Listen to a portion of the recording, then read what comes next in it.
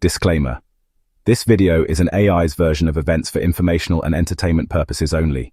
It is not legal advice, and we are not making any legal claims or statements of fact. Welcome to the deep dive. Today, we're looking into a really public legal fight that, well, it seems simple enough on the surface, but when you peel back the layers, it's full of these surprising flips, sort of dual realities almost.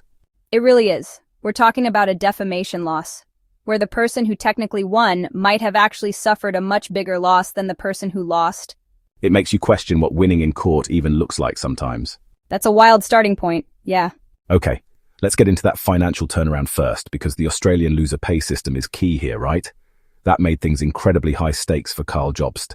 Oh, absolutely, that system changes everything. So the final judgment Jobs owed Billy Mitchell a total of 990,000 Australian dollars.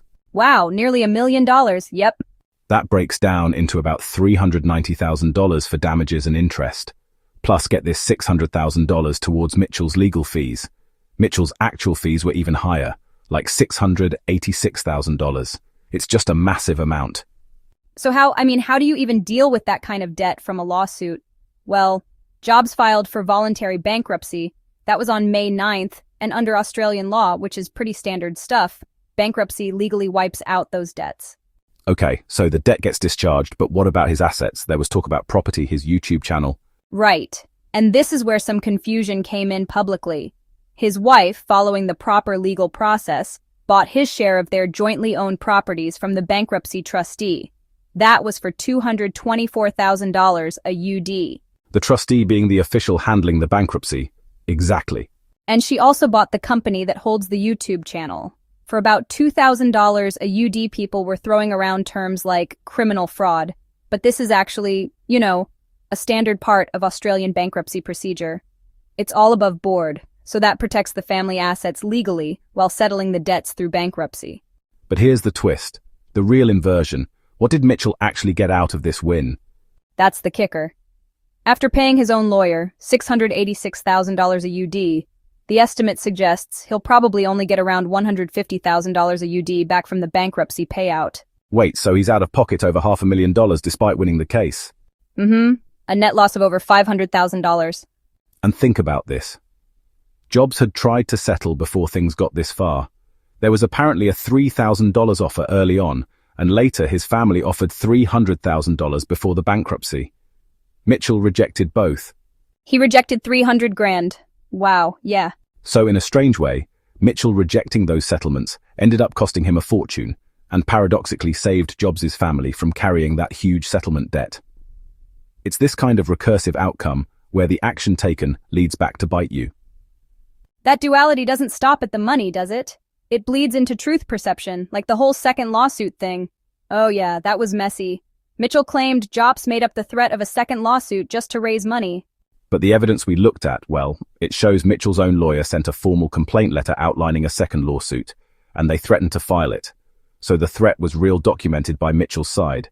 Jobs' legal team confirmed it. So you have this big gap between what Mitchell was saying publicly and what his lawyers were actually doing legally. That definitely raises questions, and weren't there other inconsistencies? Like in his court testimony, there were certainly allegations raised about that.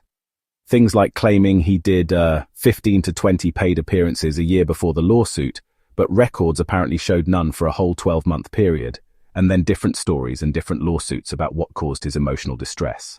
It just shows how complex truth can get in these public battles, and this whole thing really highlights the nastiness of online stuff too, right? The misinformation, the attacks, definitely there were accusations of smear campaigns against Jobs, false claims, people being harassed. It shows how online narratives can just spin out of control and have real-world consequences detached from the actual facts sometimes. Which brings us to the bigger picture, the different legal systems. You've got Australia's loser pays rule, which, as we saw, totally changes the game financially, right? Contrast that with the US. You've got the American rule, where generally each side pays their own lawyer fees, win or lose.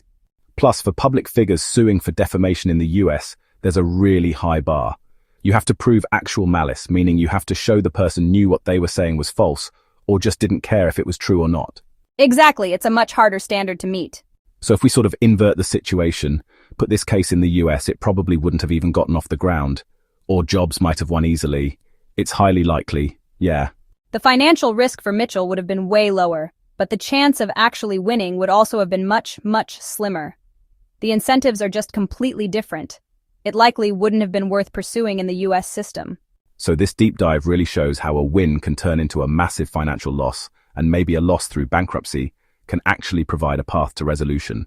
It's quite the paradox. It absolutely is. The real costs of fighting these things out go so far beyond just the courtroom verdict and understanding how different legal systems work is. It's crucial if you're caught up in any kind of public dispute, especially online. It leaves you wondering, doesn't it? What do these surprising flips really teach you about accountability, consequences, and maybe even strategy in our digital world?